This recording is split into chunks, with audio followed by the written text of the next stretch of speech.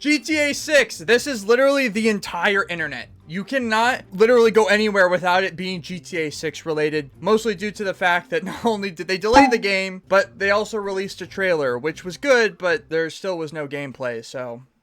Nice job, Rockstar. I'm not actually as mad as a lot of people are when it comes to the game itself and the release date. This game was technically in development since like 2014, and since then, apparently supposedly they started late on the game. They meant to start earlier, but then they were working on Red Dead, which makes sense. Like, that was the game at the time that was needing to be put out. And not only that, things like COVID completely messed it up and slowed down the process, but now we have a official quote-unquote release date. We'll see how long until it gets delayed again. Hopefully not. All the way in May. I'm not as angry about it as other people because I understand with Rockstar, they are serious about putting out good products. There are too many games out there that come out and are just complete dog crap. I don't want another Cyberpunk. I don't want another No Man's Sky. I don't want another Battlefront 2. I don't want another Assassin's Creed game. If the game can be pre-ordered, it should be playable day one. If you are releasing a game and you can pre-order that game right off the bat, that game should be 100% playable by the first day it comes out. There's no excuse for it. You're gonna put that much money, that much time, and that many people into a game, and you're telling me you still can't do half of the functions in it? Yeah, that's why games like Schedule 1 with one developer can apparently destroy your sales. Regardless, not only is there drama about the release date, but also people are complaining about it possibly being woke again. And I don't know how many times we gotta talk over this, because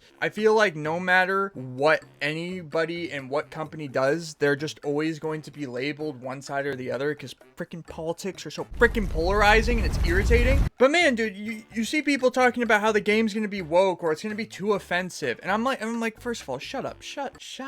Okay, first of all, shut up. Shut up. GTA 5 literally made fun of everybody. There was the Republican Rangers. There was the impotent rage liberal superhero. There was even the Republican superhero. And they made fun of stereotypes regardless of the political side that you were on. It didn't matter. It doesn't matter if you were gay, you were not safe. If you were vegan, you were not safe. If you were a city folk, you were not safe. If you were a country folk, you were not safe. If you were left, if you were right, if you were Republican, if you were Democrat, if you were black, you were white. It doesn't matter. Any sort of stereotype that GTA and Rockstar could apply to you, they did. It does not matter. They made fun of everybody. And I think that's even more obvious even in the GTA 6 trailer. Okay, first of all, a white dude goes and bails his brown bunny out, which, why did it have to be the brown chick in jail? You could have put the white chick in, the white dude in jail. But no, it had to be the colored one, so marked one down for not being woke. Not only that, when I was going through the trailer, yeah, there were lots of country guys, like redneck hillbilly guys that just looked like, well, there was a bunch of rednecks who just looked really gross and weird and disgusting, like they came out of Red Dead as well. Obviously the stereotypical white redneck. And then point to a fact, where in the trailer was there not a black guy with a gold chain on, or at least not doing something illegal?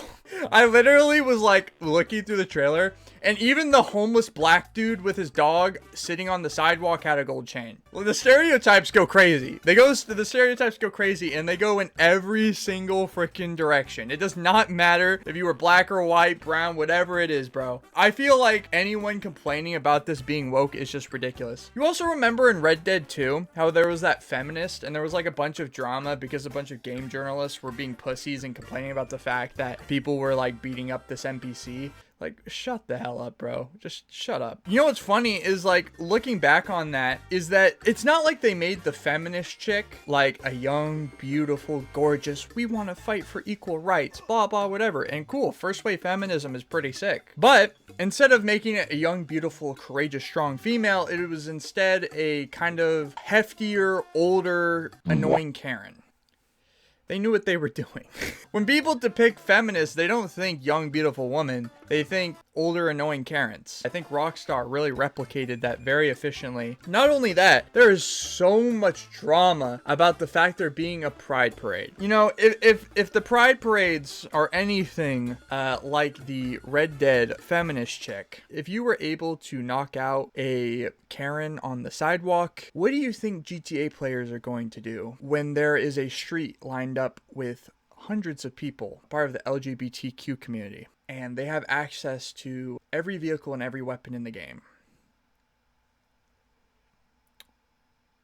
What do you think is going to happen? They're going to make the Unabomber look like child's play. I think for the first time in history, if Rockstar would add a pride parade in this, I think the first time in history, this would be something that would be universally accepted by everybody.